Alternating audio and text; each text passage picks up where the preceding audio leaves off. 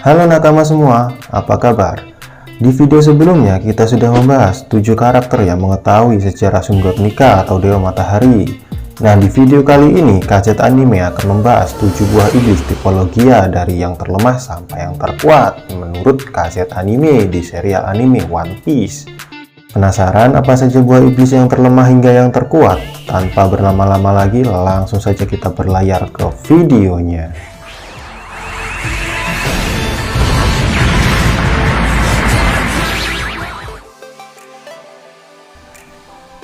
Buah iblis yang pertama ada Suna Nomi. Buah iblis ini merupakan tipologia yang memberikan kekuatan kepada pemiliknya yang dapat mengontrol dan merubah menjadi elemen pasir. Dan pemakan dari buah Suna Nomi ini kita pun sudah mengetahuinya, ia adalah mantan Shichibukai yaitu Crocodile. Sebelum kedatangan kru Luffy, Crocodile dengan kekuatannya bisa dengan mudah menguasai kerajaan Alabasta. Itu dikarenakan buah iblis Crocodile secara harfiah diterjemahkan sebagai pasir. Oleh karena itu, Crocodile bisa menggunakan kekuatan Suna Nomi miliknya ini secara maksimal. Mengingat Alabasta adalah kerajaan yang notabene terdiri di atas gurun pasir yang kering. Adapun beberapa teknik dan kekuatan buah iblis Suna Nomi milik Crocodile adalah sebagai berikut. Secara harfiah, teknik ini diterjemahkan sebagai pedang gurun. Dengan teknik ini, Crocodile dapat merubah tangan kanannya sebagai pisau pasir. Teknik ini juga dapat bergerak sangat cepat di pasir dan mampu mengiris apapun di depannya, termasuk bebatuan yang sangat keras sekalipun. Teknik ini diperlihatkan pertama kali ketika melawan Luffy di Alabasta. Teknik yang kedua, secara harfiah teknik ini diterjemahkan sebagai bunga matahari gurun. Selain tangan kanannya yang bisa diubah menjadi pisau pasir, Crocodile pun bisa memanipulasi area di sekitar lawannya untuk berubah menjadi pasir hisap yang mampu menenggelamkan dan mengubur lawannya hidup-hidup. Teknik ini pernah digunakan sewaktu melawan Luffy di padang pasir Rain Base. Teknik yang ketiga, teknik ini diterjemahkan sebagai bulan sabit. Dengan teknik ini, Crocodile dapat mengayunkan tangannya ke arah lawan sehingga meninggalkan jejak pasir yang berupa bulan sabit. Apapun yang terkena serangan ini, ia akan tersedot kelembapannya dan berubah menjadi kering kerontang karena dehidrasi. Buah logia yang kedua, Mera Nomi. Mera Nomi adalah buah iblis tipologia yang dapat memberikan kekuatan pada pemiliknya, yang dapat mengontrol dan berubah menjadi elemen api. Buah iblis ini sebelumnya pernah dimakan oleh Portugas di Ace. Namun setelah kematian Ace, buah Mera Nomi ini pun beralih tangan dan kembali bangkit. Kemudian berhasil didapatkan oleh saudara masa kecilnya Ace, yaitu Sabo. Seperti nama julukan buah Mera Nomi ini, penggunanya mampu mengontrol dan merubah serta menciptakan serangan yang berbasis dari api. Adapun beberapa teknik kuat dari buah iblis Mera Nomi ini yang pernah Ace perlihatkan adalah sebagai berikut.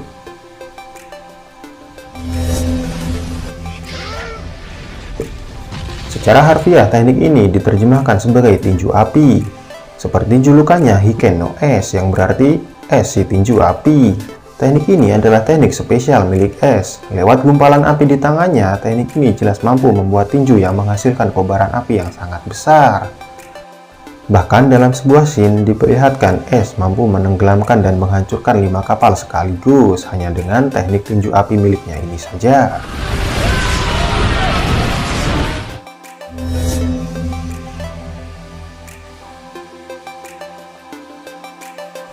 Teknik yang kedua, secara harfiah teknik ini diterjemahkan sebagai senjata api. Teknik ini pernah diperlihatkan oleh Ace sewaktu perang besar di Marineford. Waktu itu, saat Ace dikelilingi oleh prajurit angkatan laut, namun dengan mudahnya Ace menumbangkan sebagian besar prajurit angkatan laut tersebut dengan teknik ini. Dengan memposisikan tangannya layaknya sebuah pistol, Ace mampu mengeluarkan rentetan peluru api dan mengalahkan para musuh yang ada di hadapannya tersebut.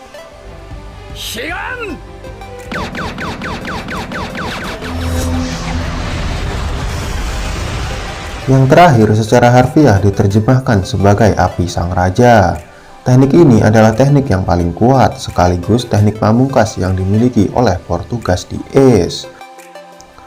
Dengan cara memusatkan kekuatan pada telapak tangannya, Ace mampu mengumpulkan bola api raksasa menyerupai matahari yang dapat ia lemparkan untuk melenyapkan musuhnya. Teknik ini pernah digunakan Ace untuk melawan Marshal di Teach. Jika saja waktu itu serangan Ace tidak ditelan oleh kegelapan Teach, kemungkinan besar serangan es ini akan membuat sebagian pulau yang didiami Teach itu hangus terbakar tak tersisa.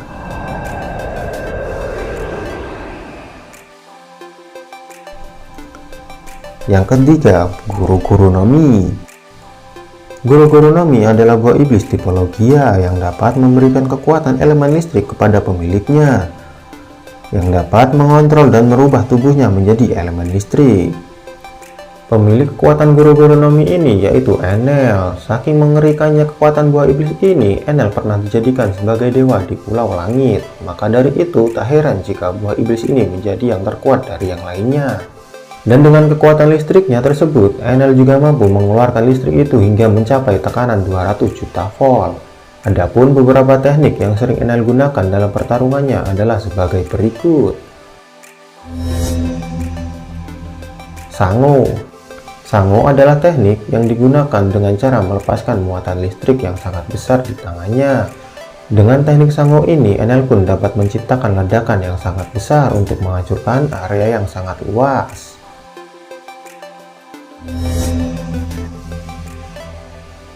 Eltor. Teknik ini biasanya yang digunakan Enel pada musuhnya dalam jarak yang sangat jauh. Dengan cara memfokuskan energi listrik di atas targetnya, Enel mampu mengirimkan petir yang besar dan sangat kuat dari atas langit. Kekuatan yang ketiga, 200 juta volt Amaru. Teknik ini bisa dikatakan sebagai teknik andalan milik Enel. Teknik ini pun terbuat dari listrik sepenuhnya yang membuatnya menjadi dewa guntur dengan tubuh raksasa, dan dengan tubuh dewa gunturnya itu, Enel pun dapat melancarkan serangan petir dengan daya ledak yang sangat kuat. Buah iblis yang keempat ada Hiehie Nomi. Hiehie Nomi adalah buah iblis tipologia yang dapat memberikan kekuatan dan pertahanan dari elemen es kepada pemiliknya, yang dapat mengontrol dan merubah tubuhnya menjadi elemen es sesuka hatinya. Buah iblis ini dimiliki oleh seorang mantan admiral yang bernama Aokiji. Buah iblis milik Aokiji ini terbilang juga sangat menguntungkan baginya. Pasalnya, jika sebagian besar pemakan buah iblis paling anti terhadap lautan, maka berbeda halnya dengan Aokiji yang dapat memanfaatkan air laut sebagai sumber kekuatannya. Hal itu pun dikarenakan air adalah elemen dasar dari kekuatan es yang dimilikinya. Bahkan dengan menggunakan pijakan es dari air laut, Aokiji pun bisa leluasa berjalan atau bersepeda di atas lautan tersebut tanpa adanya masalah sedikit pun. Sementara itu, ada pun beberapa teknik yang sering Aokiji gunakan dengan buah iblisnya adalah sebagai berikut. Yang pertama, Ice Egg. Dengan hanya memasukkan tangan ke dalam air, Aokiji dengan teknik ini dengan sekejap dapat membekukan air yang ada di sekitarnya, beserta dengan apa yang ada di dalamnya. Salah satu yang terbesar yang pernah ia gunakan dengan teknik ini adalah Aokiji mampu membekukan tsunami yang dibuat oleh Shirohige saat peperangan besar di Marineford. Yang kedua, Ice Saber. Teknik ini pernah digunakan Aokiji ketika peperangan besar di Marineford, juga ketika melawan Shirohige. Dengan meniupkan hawa dingin dari mulutnya, Aokiji dapat menciptakan sebuah senjata berupa pedang bergerigi dengan elemen es sebagai pelapisnya. Yang terakhir, Ice Style. Lewat teknik Ice Style, Aokiji dapat membuat seluruh tubuh targetnya seketika membeku hanya dengan sekali sentuhan saja. Teknik yang sangat mengerikan ini pernah ia gunakan ketika membekukan Nico Robin dan Monkey D. Luffy saat sebelum time skip. Jika saja pada saat itu mereka berdua terkena hantaman, maka bisa dipastikan Luffy dan Robin akan mati dengan tubuh yang hancur berkeping-keping. Buah iblis yang kelima ada Magu-Magu Nomi. Buah iblis Magu-Magu Nomi ini adalah buah iblis bertipe Logia jenis magma. Buah iblis ini dimiliki oleh Fleet Admiral Sakazuki atau yang lebih dikenal Fleet Admiral Akainu. Buah iblis ini memberikan kekuatan yang mampu merubah diri dan merubah lingkungan di sekitarnya menjadi elemen magma. Elemen yang lebih panas dari api ini pastinya membuat siapa saja yang terkena serangannya pasti akan terbakar. Hingga nantinya mereka pun akan mendapatkan bekas luka yang sulit dihilangkan. Salah satu contoh kasus yang terjadi pada Luffy setelah terkena serangan Akainu saat di Marineford. Bekas luka pada tubuhnya pun membekas hingga saat ini. Kemudian dalam salah satu scene di Marineford, Akainu telah menunjukkan betapa mengerikannya buah iblisnya ini dengan berhasil memporak-porandakan aliansi bajak laut Shirohige. Bahkan petugas DS dengan pengguna elemen api saja saat itu tewas mengenaskan, dikarenakan tidak mampu menahan pukulan magma panasnya yang dilancarkan oleh Akainu.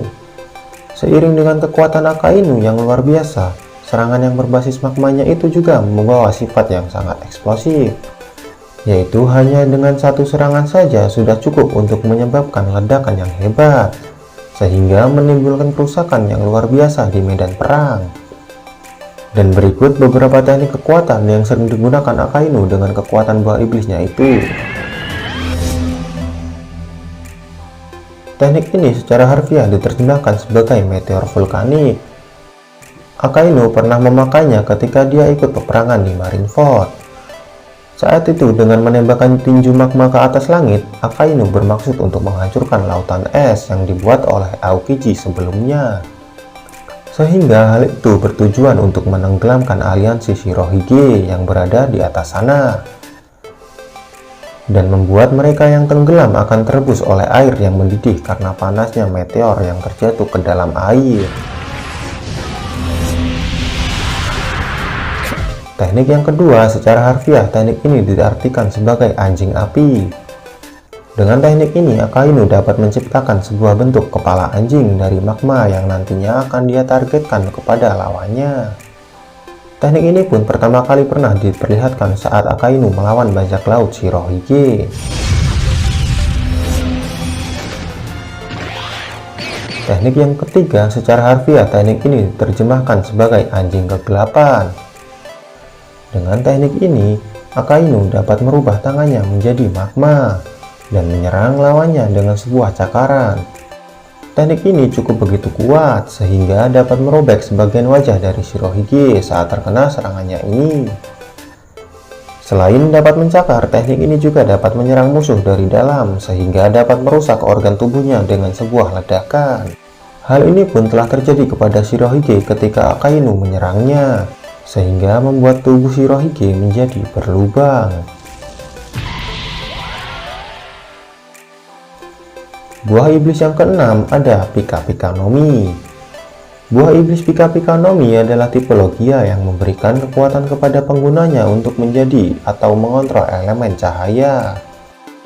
Pemilik buah iblis ini adalah seorang admiral yaitu Kizaru.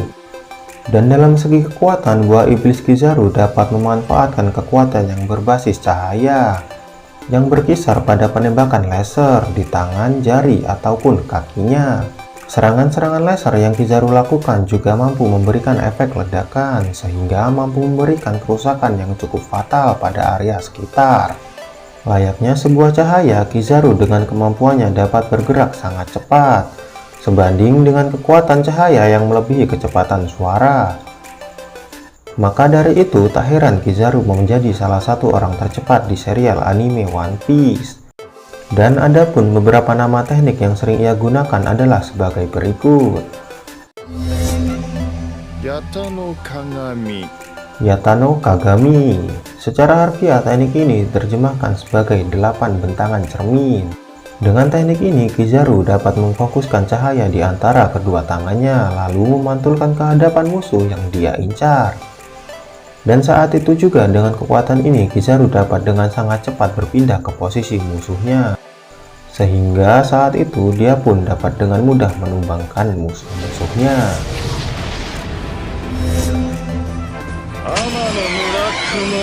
Teknik yang kedua ada Amano Murakumo. Secara harfiah teknik ini diterjemahkan sebagai pedang pemukul awan langit. Mirip seperti Ice Saber milik Aokiji, Amano Murakumo membuat Kizaru mampu menciptakan sebuah senjata pedang panjang yang bersinar dengan cahaya sebagai elemennya. Dan teknik ini pun pernah ia perlihatkan saat pertarungannya melawan Silver Rayleigh di Pulau Sabaudi. Teknik yang ketiga ada Yasakani no Magatama. Secara harfiah, teknik ini diterjemahkan sebagai 8 syaku permata melengkung. Sejauh ini, teknik ini adalah teknik yang paling kuat yang dimiliki oleh Kizaru. Dengan cara melompat ke arah udara, Kizaru akan menembakkan peluru berupa partikel cahaya yang sangat mematikan ke berbagai arah target yang diincarnya. Buah iblis yang terakhir yaitu Yami Yami no Mi. Pemakan buah iblis ini yaitu yang bernama Teach, yang telah memberikan kekuatan untuk dapat menciptakan dan mengontrol elemen kegelapan pada dirinya. Buah iblis ini telah dianggap sebagai buah iblis terkuat dari kelas buah iblis yang lain. Hal itu dikarenakan dengan kekuatan buah iblisnya ini, Teach mampu menetralkan semua kekuatan buah iblis dari musuh-musuhnya.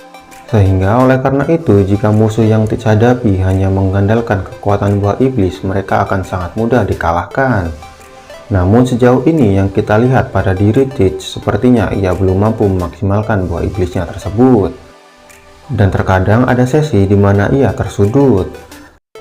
Seperti halnya yang terjadi pada saat pertarungannya melawan Trafalgar Law.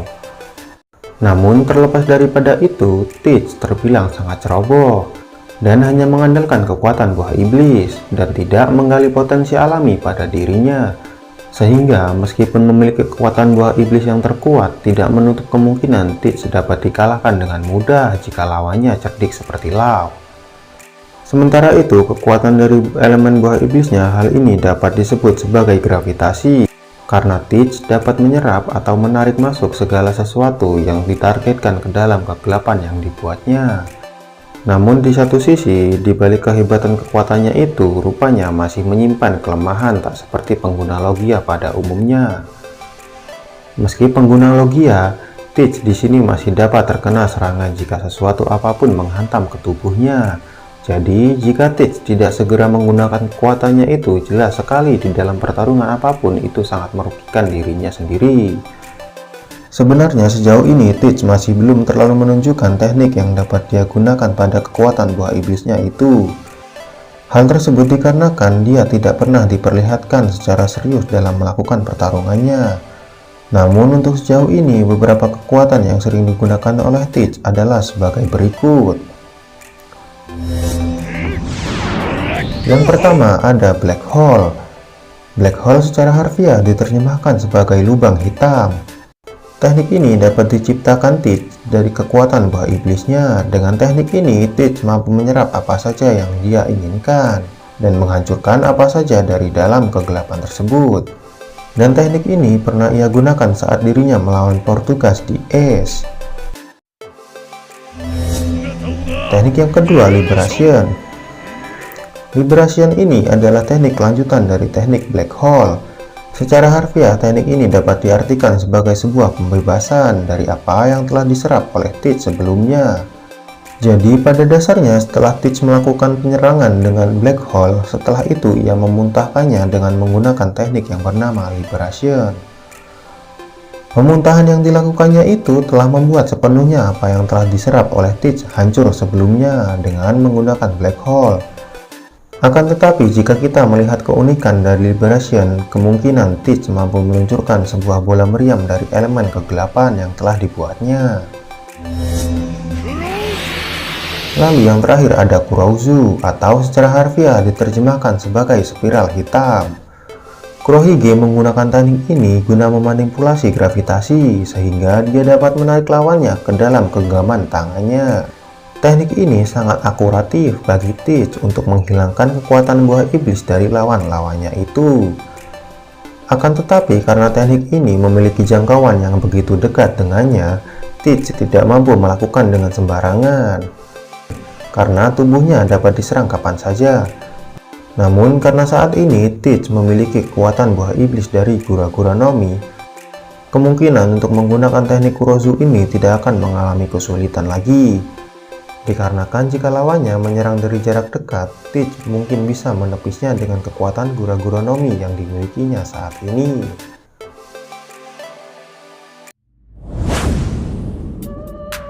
Nah, itulah tadi 7 buah iblis logia terkuat di anime One Piece. Bagaimana menurut pendapat nakama semua? Jika ada tambahan, kalian bisa meninggalkan jejak di kolom komentar. Sekian video kali ini dan sampai jumpa di video-video selanjutnya.